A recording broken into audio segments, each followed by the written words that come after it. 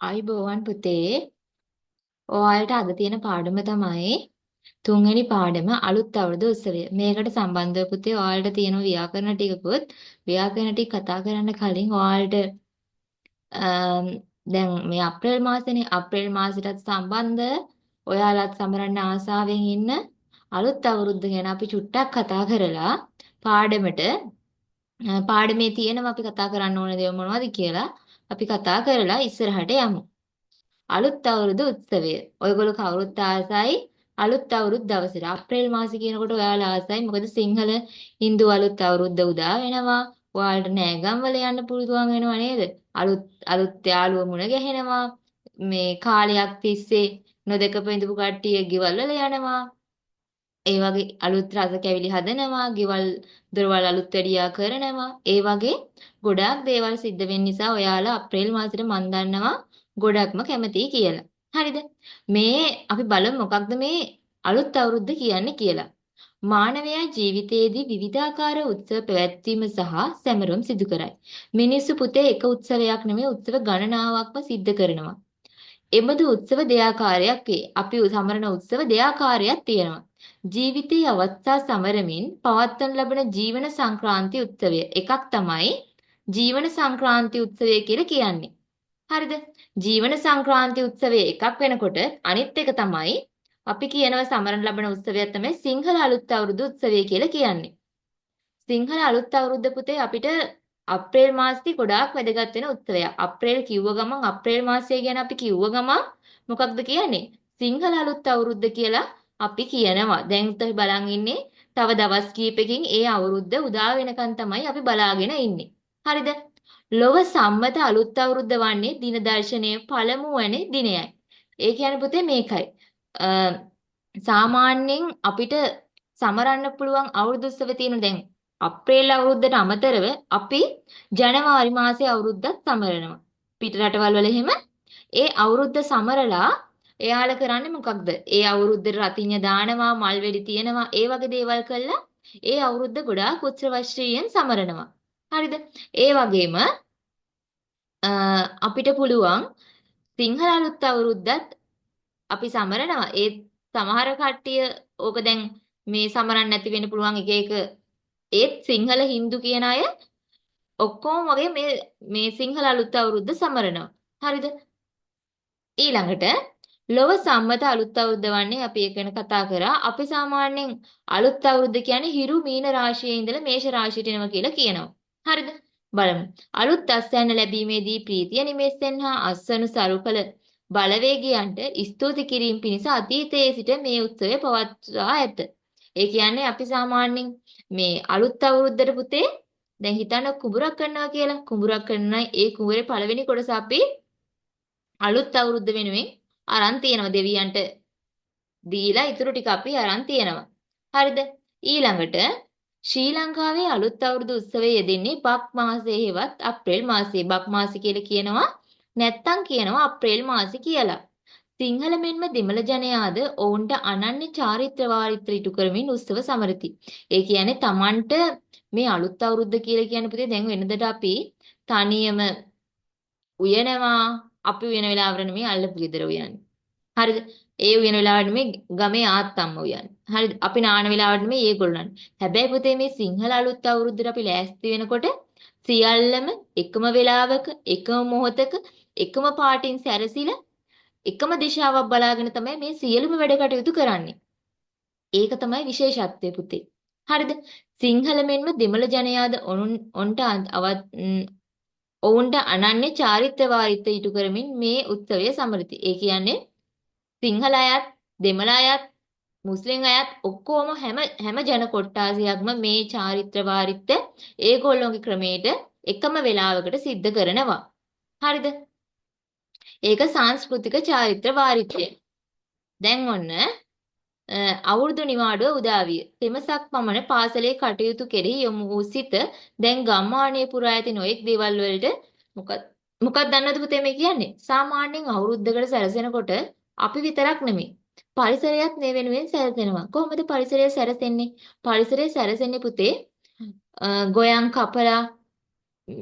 කපලා ඉවර වෙලා අස්වනු නෙලාගෙන සාමාන්‍යයෙන් ඒවට මිනිස්සු සැරසෙනවා. ඒ වගේම ගස් කොළන් වල ගෙඩි මල් කොච්චර පිරලා තියෙද? දැන් මේ දවස්වලට බලන්නකෝ ඔයාලා ගෙවල් වල කජු පුහුලන් ඉදිලා ඇති. ඊට පස්සේ ජම්බු ගස් වල ජම්බු පිරීලා ඇති. රඹුටන් ගස් වල රඹුටන් හැදිලා. අඹ ගස් වල අඹ මල් අඹ ගෙඩි හැදිලා. නේද? අප්‍රේල් මාසෙ කියන්නේ පළතුරු හැම දෙයක්ම හැදෙන කාලයක්. හරිද? ඒ කාලේට ඇහැල ගස් වල මල් නේ එරබදු මල් ගොඩාක් තියෙනවා. මීයඹ කජු පේර ගස මේ හැම දෙයක්ම ගස්වල ඵල දරන්න ගන්නවා. හරිද? ඊළඟට කනට නිතර ඇහෙනවා අපිට සද්දයක්. වෙනද නම් ඇහෙන්නේ නැහැ. හැබැයි මේ මාසේ අපිට ඇහෙනවා. අපිට තාම ඔන්න ඇහෙන්න ගත්තේ නැහැ. නේද? තාම ඇහෙන්න ගත්තේ නැහැ. කලින් නම් ඔන්න මේ කොහ අඬන්න ගත්තා. හැබැයි දැන් ඔන්න ආයෙත් නතර කරලා තිනවා. ආයෙත් අපිට ඔන්න කිට්ටු වෙනකොට කොහාගේ සද්දය ඇහෙන්න ගනි. කොහාගේ සද්දය ඇහෙන පුතේ අප්‍රේල් මාසේ කිට්ටු වෙනකොට තමයි කොහාගේ සද්දය අපිට ඇහෙන්නේ. ඊට අමතරව කුරුල්ලන්ගේ නාද නේ සත්තුන් පක්ෂීන් ප්‍රීතියෙන් නාද කරන හැටි ඒ හැම දෙයක්ම අලුත් අවුරුද්දේදී කිට්ටු වෙනකොට අලුත් අවුරුද්දේදීත් අපිට දැක ගන්න පුළුවන් වෙනවා. ගමේ මේ ළමයි ගමේ කොල්ල කුරුට්ටෝ මොකද්ද කරන්නේ? එල්ලේ ගහනවා, ඉපනැල්ලේ එල්ලේ ගහනවා, නේ පංචි දානවා. ඊට පස්සේ තා මොකද්ද කරන්නේ? අර මොකද්ද හොරපොල් ගහනවා. ඒ වගේ ගොඩාක් සෙල්ලම් ඒගොල්ලෝ කරනවා. අපි බලමු දැන් මේ කතාවක් පිළිබඳවනේ කියන්නේ. මෙවැනි සිතුවිලි දාමයක පැටලීහුන් මම නිවස දෙසින් ඇසුණු අම්මාගේ හඬින් නවදිනවා. දැන් ඔයා කියලා හිතන්න මේ කතාව කියන්නේ. හරිද? ඔයාලා අම්මා මෙහෙම දැන් ඔයා මේ සිතුවිලි දාමේ ඔළුවේ මෙහෙම කල්පනා කර කර ඉන්නවා අම්මා ඔයාට කතා කරනවා. පුතා මෙහෙන්න අද ගොඩක් වැඩ තියෙනවා. පරණ අවුරුද්දට නාන්නයි වැඩ අත්හරින්නයි තියෙන්නේ අද. වැඩ අත්හරින වෙලාව වෙනකොට සේරම වැඩ ඉවර කරගන්න ඕන. දැන් ඔන්න ඔයාලගෙත් පුතේ අම්මා තාත්තා එහෙම කියයි ඔය විස්තරේ. හරිද? මොකද්ද? පරණ අවුරුද්දේ තියෙන සියලුම වැඩ ඉවර කළා අපි අලුත් අවුරුද්දට ලෑස්ති වෙන්න ඕනේ. එතකොට මුළු තැන්ගේ එහෙම අලු ඩිංගක්වත් අපි තියාගන්නේ නැහැ. සියල්ලම අස් කළා කුස්සිය පිරිසිදු කළා අපි නාල කියලා සේරම අස් කළා ඉවර කරන්න ඕන. ඒ හැමතුමෙන් මා නිවස දුවන විට සීයා පංචාංගලිත බලමින් සිටි. මොකද්ද මේ පංචාංගලිත කියන්නේ? පංචාංගලිත කියන්නේ පුතේ ඒකේ තමයි සාමාන්‍යයෙන් අවුරුදු චාරිත්‍ර වාරිත්‍ර ලියලා තියෙන්නේ. කොයි වෙලාවේද? මොන පාටින්ද ඇඳන් ඉන්න ඕන? මොන දිශාව බලාගෙනද ඉන්නේ? ඒක තමයි පංචාංගලිතේ සඳහන්ලා තියෙන්නේ. ওই බස් වලට අරගෙන එහෙම කට්ටිය නගිනව නේද? ලිතයි පොතයි දෙකම 20යි කියලා නගින්නේ. අන්න ඒක තමයි අපිට අවශ්‍ය වෙන්නේ. හරිද? අම්මා සහ තාත්තා නිවසත් කරමින් සිටියද? අස් කරමින් සිටියහ. අම්මා උදව් කිරීමේ අදහසින් දුවගෙන ආවත් සීයා ළඟ නතර වූ මම සීයාගේ මිහිරි කතා වැලක් ඇසීමට මුළු පිරුවෙමි. දැන් ඔන්න අම්මා කතා කරාට පස්සේ පුතා දුවගෙන යනවා. දුවගෙන ගියාට නතර වෙනවා කාගාවින්ද? සීයා ගාවින් ගිහින් නතර වෙනවා. සීයේ හැම අවුරුද්දකම සීයා අවුරුදු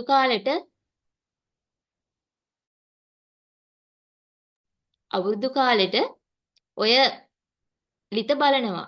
ඇත්තටම සීයේ ඔය ලිතේ තියෙන්නේ මොනවද? දැන් ඔන්න ඒ දරුවා අහනවා. සීයේ ඔය ලිතේ තියෙන්නේ මොනවද කියලා අහනවා. මේ ලිතේ වැදගත්ම දේවල් ගොඩක් තියෙනවා පුතේ. ඒ වයින් වැඩියෙන්ුත් වැදගත් වෙන්නේ සිරිත් විරිත්. දැන් ඔන්න මම කලින් කිව්වා වගේ සාමාන්‍ය පුතේ අවුරුද්දට කරන චාරිත්‍ර වාරිදමද නවසඳ බලනවා. ආහාර පිසිනවා, වැඩ අල්ලනවා, ගනුදෙනු කරනවා. ආහාර අනුභවය, හිස තෙල් ගෑම. අන්තිමට රැකී ආරක්ෂාවලට යනවා. හරිද? මෙන්න මේ නැකත් සියල්ලම මොන වෙලාවටද කෙරෙන්නේ? මොන විදියටද කෙරෙන්න ඕන? මොන දිශාව බලන්ද කරන්න කියලා ඒ සියල්ලම මේ පංචාංගලිතේ සඳහන් වෙනවා. හරිද? සීයේ අලුත් අවුරුද්ද උදා වෙන්නේ කීයටද? මම ඒ ගැන විමසිලිමත් උනේමි. දැන් ඔයාලත් එහෙමයි. සාමාන්‍යයෙන් 14 වෙනකොට 13 14 වෙනකොට ඔයාලා අහනවා අම්මේ අලුත් අවුරුද්ද උදා වෙන්නේ කීයටද කියලා නොයිවසිල්ලෙන් තමයි ඉන්නේ. දැන් නම් ගොඩක් වෙලාවට ටීවී එකේ දාගෙන ඉන්න නිසා ඔයගොල්ලන්ට ඒකෙමත් බලා ගන්න පුළුවන්. සීයේ අලුත් අවුරුදු උදා වෙන්නේ කීයටද? මම ඒ ගැන විමසිලිමත් උනේමි. හෙට උදේ 10:23ට තමයි අලුත් අවුරුද්ද උදාව සිද්ධ වෙන්නේ. සීයා පිළිතුරු දුන්නේ. සීයා කියනවා හෙට උදේ අලුත් අවුරුදු උදා වෙන්නේ 10:23ට. මේ අවුරුද්දේ අලුත් අවුරුදු උදා වෙන වෙලාවට නෙමෙයි ඊළඟ අවුරුද්දේ අලුත් අවුරුද්ද උදා වෙන පුතේ. සූර්යයා මීන රාශියේ ඉඳලා මේෂ රාශියට යන වෙලාව තමයි අපි කියන්නේ අලුත් අවුරුද්ද උදා වෙනවා කියලා. හරිද? එතකොට අද පරණ අවුරුද්ද. මේ අවුරුද්ද ඉවර වෙන්නේ අදයි. ඒ කියන්නේ අපි කියනවනේ අද පරණ අවුරුද්ද හෙට අලුත් අවුරුද්ද කියලා කියන. අන්න ඒ වගේ තමයි. හරිද? අද හවස 2:41 වෙනකොට මේ අවුරුද්දේ වැඩ ඉවර කරන්න ඕන. ඔන්න. මේ අවුරුද්දේ වැඩ සියල්ලම ඉවර කරන්න ඕන. ඒකට කියන්නේ වැඩ අත්හරිනවා කියලා. ඒ වගේම තමයි පුතේ පරණ අවුරුද්ද වෙනුවෙන් නාන්නෙත් අදයි. ඔන්න පරණ අවුරුද්දට නාන්නේ වෙලාව ඊට පස්සේ ආයෙම නාන්න බෑ. හරිද? හිස තෙල් ගානකම් අපිට නාන්න බෑ. මම සැලකිල්ලෙන් ලිත දෙස බැලුමි. පරණ අවුරුද්ද සඳහා ස්නානය. අප්‍රේල් 13 වැනි බදාදා නුගපත් මිස නානුගා පරණ අවුරුද්ද සඳහා ස්නානය කිරීම මැනවි. කවුද කියන්නේ මේ? සීය තමයි කියන්නේ. සීයේ. මේ ලිතේ තියෙන නානු කියන්නේ මොනවද? ඔන්න දරුව දන්නේ නැහැ නානු කියන එක. නානු කියන්නේ මොනවද පුතේ? ඔයාලා නම් ගාලත් ඇති. නානු කියන්නේ අපි ඔළුවේ ගාන දෙයක්. සීයාගේ මුවග සිහින් සිනාවක් ඇඳිනි. නානු කියන්නේ පුතේ ගස්වල කොළ කොටල ඒවයි මිරික ගන්න යුෂ. මේ නානු විදියට ගන්න හැම ශාකයක්ම මොකක් හරි ඖෂධීය වටිනාකමක් තියෙනවා. සීයා තවත් කරුණු පැහැදිලි කළේය. අද නෑවම ආයෙ නාන්න තියෙන්නේ තව දවස් දෙකකින්. ඒ ලැබෙන 15 වෙනිදා. ඒ කියන්නේ හිස තෙල් ගාන දවසට තමයි නාන්න ඕෙන්නේ. අපිට අලුත් අවුරුද්දට නාන්න බෑ එතකන් තාමත්. හරිද? 15 වෙනිදා. ඉස්සර කාලේ ඒ දවසට කිව්වේ ඉසතෙල් ගාන අවුරුද්ද කියලයි. ඔව් මට මතකයි. ගිය අවුරුද්දෙත් අපට වෙදසීය හිසතෙල් ගෑවා. කළු කපුටා සුදු වෙනතුරු, මෝල් ගහින් දලුලනතුරු 120ට 220ක් ආයුබෝවන්ට කියලා තමයි වෙදසීය හිසතෙල් ගෑවේ.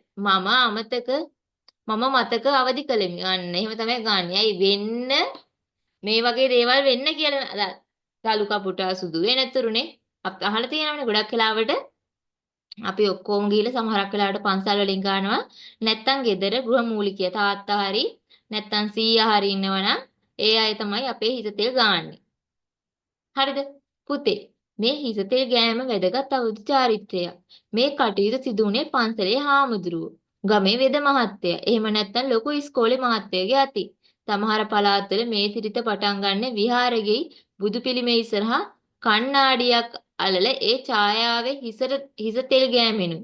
ඒ වෙලාවේ පන්සලේ වෙඩිල්ල පත්තු වෙනවා. එතකොට ගමේ උදවිය දන්නවා දැන් තෙල් ගාන නැගත කියලා. ඔන්න. දැන් ගොඩක් වෙලාවට පන්සල් වල පුතේ ගන්ටාරේ ගහනවා. ගන්ටාරේ ගැව්වම කට්ටිය දන්නවා මේ වෙලාවේ තමයි මොකක්ද? හිස තෙල් ගාන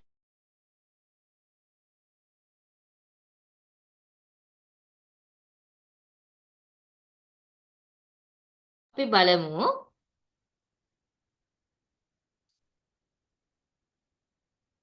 වඩා රසබර බලමු මෙතන මොකද කියන්නේ කියලා.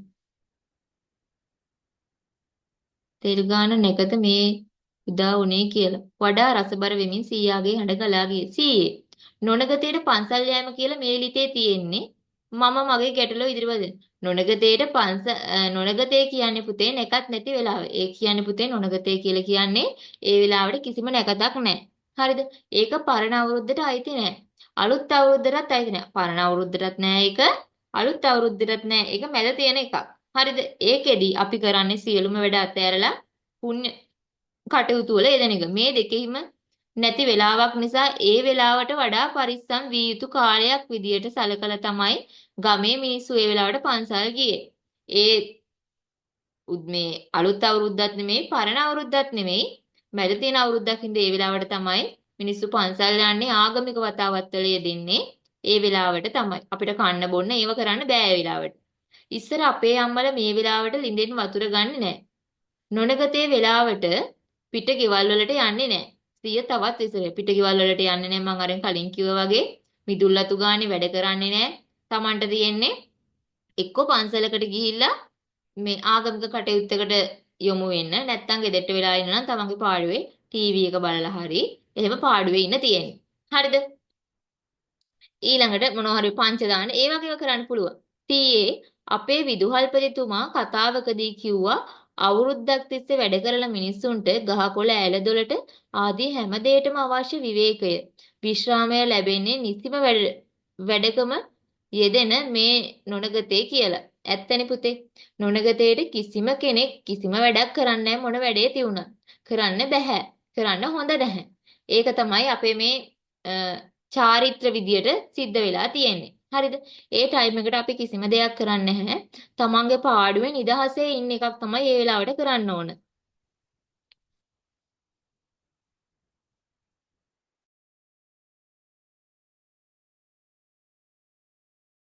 අපි බලමු තව ගොඩක් තියද. තව ටිකයි තියෙන. අපි ඒ ටික බලමු. ඊළඟට අ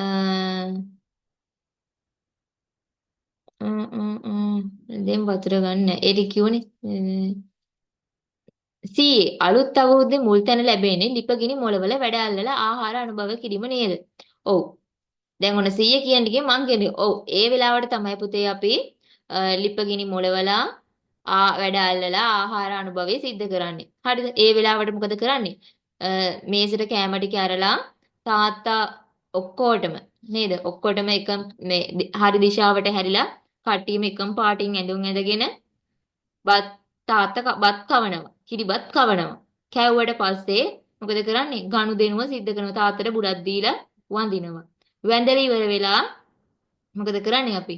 වැඩ ඇල්ලීම සිද්ධ කරනවා. අම්මලා තාත්තලා නම් එක්කෝ මල් පැලයක් හරි එක්කෝ මොනවා හරි ගහක් හිටවනවා. ඒගොල්ලොන්ගේ වැඩක් කරනවා. හරිද? ඊළඟට ඔයාලා නම් මොකද කරන්නේ? ඔයාලට එහෙම ලොකු වැඩ බැරි නිසා මගේ පුතාලා මොකද කරන්නේ? පුතාලා කරන්නේ පොතක් අරගෙන පාඩම් කරන කටයුතු කරනවා. එතකොට ඒ වෙලාවට එන ඒ විශ්ව ශක්තියත් එක්ක මොකද වෙන්නේ? ඔයාලට මතක ශක්තිය වැඩි වෙනවා කියලා කියනවා. හරිද? ඔයාලා බලන් ඉන්නේ පුතේ මේ ටයිම් එක ගැන ගන්නේ නේද?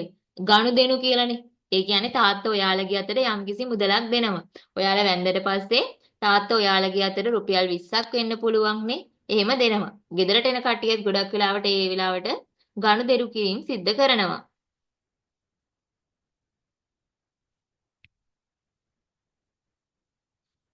මේ වැඩ ඉවර වුණාම අපි වැඩිහිටියන්ට බුලත් දීලා වඳිනවනේ. එහෙම කරන්නේ අලුත් අවුරුද්ද ආශිර්වාද ලබා ගන්න නේද? මගේ ගැටලුව ඉදිරිපත් කරන්නේ. ආශිර්වාද වගේම පුතේ තවත් දෙයක් තියෙනවා. තමන් අතින් යම් වැඩිහිටියට වරදක් සිද්ධ වෙලා තියෙනම් ඊට සමාව ගන්නෙත් බුලත් අතක් දීමින්. දැන් ඔන්න තව දෙයක් පුතේ. දැන් ඔයාලා තාත්තට බුලත් දීලා වඳින තාත්තට වෙන්න පුළුවන් වැඩිහිටියයට බුලත් දීලා වඳිනවා. හරිද? ඒ ටයිම් එකට. බුලත් අගනුදෙනු කිරීම කියලා දෙන්නේ. හා. ඒ වෙලාවට වඳිනකොට ගොඩක් වෙලාවට අපි බුලත් අතක් දීලා වඳින්නේ මේ අවුරුද්ද තුල මගේ අතින් වැරද්දක් වුණා නම් මට සමා වෙන්න කියලා හිතින් හිතාගෙන තමයි අපි මේ බුලත් අත දෙන්නේ. එතකොට ඒක කමා වෙනවා. කමා වෙනවා කියන්නේ ඒක නැති වෙලා යනවා. ඉස්සර කාලේ අපේ ගම්වල මිනිස්සු අතරේ මොන මොන තරහ මරහ තිබුණත් අවුරුදු දාට ගෙදර ඇවිත් බුලත් අතක් දීලා වැඳලා යන්න අමතක කරන්නේ නැහැ. ඒක තමයි සීය කියන්නේ. ඊළඟට පුතේ කියනවා හරිම හොඳයි නේ සීයේ වැඩේ. ඒක නෙමේ සීයේ. ගිය අවුරුද්ද මට මතකයි ආහාර අනුභවය කළා. එහෙම ආත්තම්ම ලිඳ ළඟට ගිහින් මොනවදෝ කළා. ඒ මොකද්ද සීයේ? සීයගේ මුවට යලිත් සිනා. පුතේ අත්තම්ම ඒකලේ ගන්න දෙනුවක්. ඒ ලිඳ එක්කයි. අත්තම්ම ලිඳට ගිහින් වතුර ගන්න කලින් ලිඳට යම් දෙයක් දානවා. ඒකේ තියෙනවා තඹ කාසියක්. කහ කෑල්ලක්. තමන් පිච්ච මලක්. අඟුරු කෑල්ලක්. කිරිබත් ටිකක්. එහෙම. ඒක දාලා තමයි අවුරුද්දේ පළවෙනි වතුර භාජනේ පුරවන්නේ. ඒ වතුර භාජනේ ගෙදර අරන් ගිහින් තියනවා. ඊළඟ අවුරුද්දට භාජනය අරන් ඒකේ වතුර අඩු වෙලාද නැද්ද බලනවා. වතුර අඩු වෙලා නම් අසුබ ලකුණක් විදියට වතුර සම්පූර්ණයෙන්ම තියෙනවා නම් සුබ ලකුණක් විදියට 100 විස්තර කර. හරිද? අපේ ගෙවල් වලත් ඕක තියෙනවා පුතේ. ලිඳ නැත්නම් ටැප් එකෙන් තමයි අරන් තියලා තියන්නේ. කරාමේ ඇරලා ඒකට වතුර එකක් අරන් තියෙනවා සමහරක් අය. ඒකේ සාමාන්‍ය වතුර ප්‍රමාණයක් අඩු වෙලා තියෙනම් කියනවා ඔන්න ගෙදර මේ අගහිගකම් තිබිලා තියෙනවා කියලා. හරිද? වතුර සම්පූර්ණයෙන් පිරලා තියෙනම් කියනවා ඒ අවුරුද්ද ඔයාලට ගොඩාක්ම හොඳ අවුරුද්දක් කියලා කියනවා. හරිද? අවුරුදු කාලෙට යාළු මිත්‍රාන්දීන් ගෙදර යනවා. ඒගොල්ලෝ අපේ ගෙවල් වල එනවා. හරිද? සෙල්ලම් කරන මොනද කරන සෙල්ලම්? කැට ගහනවා, පන්දු ගහනවා, එල්ලේ ගැසීම, පොරපොල් ගැසීම, වලකජ්ජු ගැසීම, පංච දැගීමීම, ගල් කිරීම, ඔලිඳ කෙලිය මේ වගේ ක්‍රීඩා බොහෝමයක් සිද්ධ කරනවා. හරිද? මේ තියෙන්නේ ඔන්චිලි වාරමක් ඒ වගේ. මිතුරු මෙනුඹ අප එක්ව සියල්ලා කතුරු ලෙසට බැඳ රන් ඔන්චිල් නතරලමින් ගුවනේ ඔන්චිල්ලා මෙවර පදිමු අපි රන් ඔන්චිල්ලා. මේක තාලෙට තව ක්‍රමයකට කියන්න පුළුවන්. මිතුර මෙනුඹ අප එක්ව සියල්ලා කතුරු ලෙසට බැඳ රන් ඔන්චිල්ලා නතරලමින් ගුවනේ ඔන්චිල්ලා මෙවර පදිමු අපි රන් ඔන්චිල්ලා. ඒ වගේ ගීත රංචිලි වාරණුත් කියනවා. අපි ඒ දවස්වලට තමයි පුතේ ඔන්චිලි බැඳලා ඔන්චිලි පදින්නේ සෙල්ලම් කරන්නේත් ඒ කාලෙටම තමයි. සීයා කියලා දුන්න දේවල් වගේම පුතේ අලුත් අවුරුදු උත්සවයේදී අපිට වෙනත් ජාතීන්ගෙන් එකතු වුණු දේවලුත් තියෙනවා. තාත්තා පස්සෙක සිට අපේ කතා බහට හවුරුනා. ඕන තාත්තත් කතාවට එකතු වුණාලු. පුතා දන්නවද අවුරුදු කෑමේස් තියෙන කෑම් වර්ගවල සමහර ඒවා අපිට බටහිර ජාතීන් හඳුන්වලා දුන්න කියලා. ඔන්න ඔයාලා නොදන්න දෙයක් තියෙනවා. සමහරක් වෙලාවට හිතන්නේ ඕවා අපේ ලංකාවේම දේශීය කියලානේ. නෑ විදේශ රටිනුත් අපිට කෑම වර්ග හඳුන්වලා දීලා තියෙනවා පුතේ. මොනවාද කෑම වර්ග? කේක් ඉංග්‍රීසි කෑමක්. අවුරුද්දට දෙන හත් මාළුව.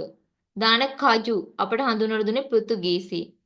හරිද? ඒ වගේ ආස්මි වර්ග. ඒ වගේ ඒවා තියෙනවා. අවුරුදු කාලේට අපේ ගෙවල් වල අච්චාරු දානවනේ. අච්චාරු දානවා, මෝජු දානවා. ඒ වගේ ඒවා නම් සිංහල ජාතීන්ගෙන් පැවතගෙන එනවා සමහරක් ඒවා. සමහරක් ඒවා පෘතුගීසි ජාතීන්ගෙන් පැවතෙන කෑමක් තියෙනවා. හරි පුදුමයිනේ තාත්තේ. මම දැනගෙන හිටියේ නෑනේ මේ බව. මම විස්මයටපත් කළෙමි. ඔන්න ඒ ළමයා දැනගෙන ඉඳලා නැහැ. හරිද? තව දෙයක් තියෙනවා පුතේ. පුතාලා හරි ආසාවෙන් පත්තු කරන රතිඤ්ඤා, නිලාකූරු, බඹර චක්කර ඒ වගේ දේවල් අපිට චීනෙන් ලැබිලා තියෙනවා. දැන් ඔයාලා ඔය පත්තු කරනව නේද පුතේ රතිඤ්ඤා, බඹර චක්කර ඒ වගේ දේවල්. ඒවා හම්බ වෙලා තියෙන්නේත් අපිට කොහෙන්ද? චීනෙන් තමයි ඒවා ඇවිල්ලා තියෙන්නේ. තාත්තේ අපි අවුරුද්දට කරන ක්‍රීඩා අතරේ තියෙනවද පිටරට වලින් ආපු ක්‍රීඩා? ඔන්න ඒ පුතාගෙන් තව ප්‍රශ්නයක් අහනවා තාත්තේ. අපි කරන ක්‍රීඩා අතරේ පිටරටින් ආපු ක්‍රීඩා තියෙද කියලා අහනවා. හොඳ ප්‍රශ්නයක් පුතේ ඒක. එහෙම ක්‍රීඩාවක් තමයි කඹ ඇදීම. ගොඩාක් අවුරුදු ක්‍රීඩා වලට තියෙනව නේද පුතේ කඹ ඇදීම? ඒ කඹ ඇදීම තියෙන්නේ පිටරටින් ආපු එකක් විදියට.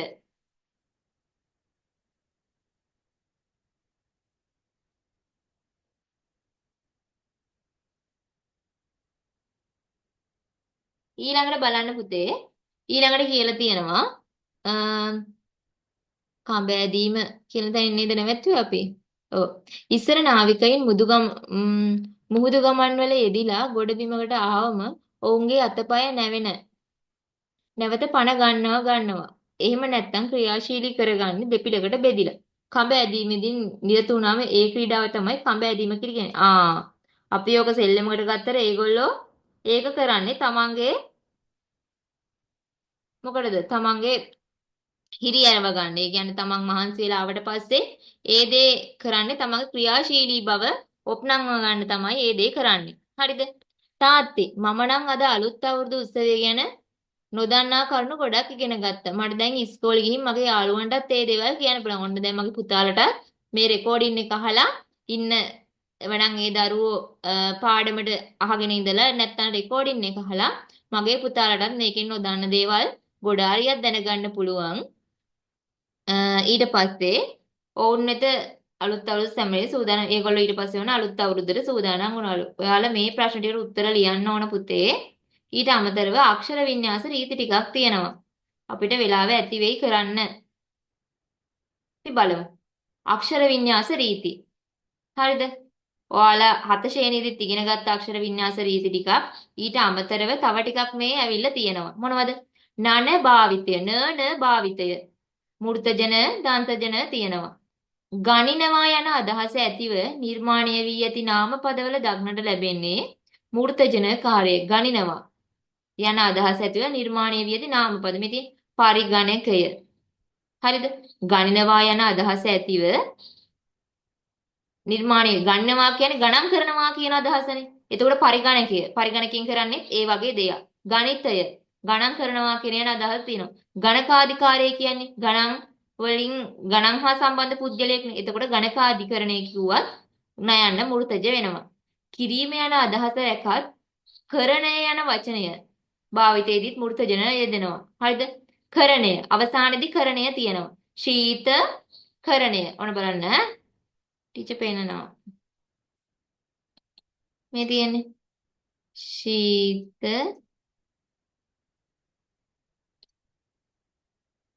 කරණය.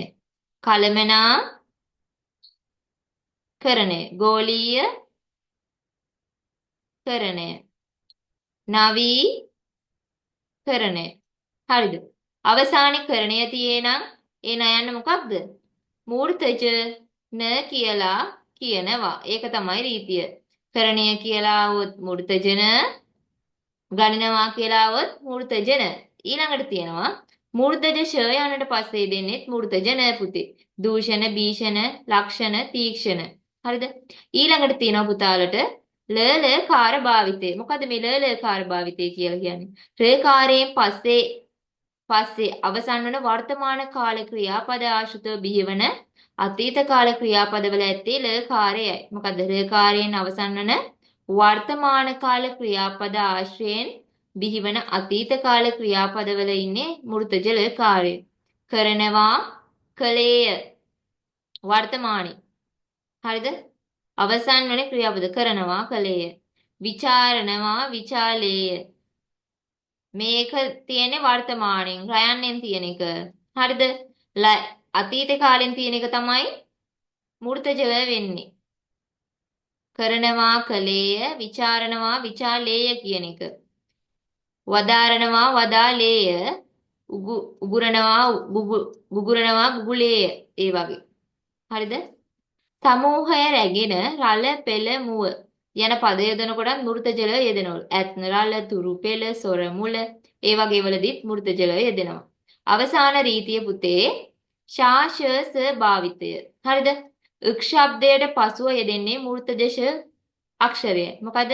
ක් ශබ්දයට පස්සේ දෙන්නේ මූර්තජ අක්ෂරය. හරිනේ? අක්ෂර, දක්ෂිණ, රක්ෂණ, ප්‍රතික්ෂේප, භික්ෂුව. ඊට අමතරව පුතේ තියෙනවා ප වර්ගයට අයත් අකුරකටද මූර්තජ යෙදෙනවා. ෂ අකුරෙන් පස්සේ. පුෂ්පය මූර්තජ වලින් පස්සේ දෙන්නේ ප කියලා තමයි කියන්නේ. නිෂ්පාදනය, නිෂ්ඵල.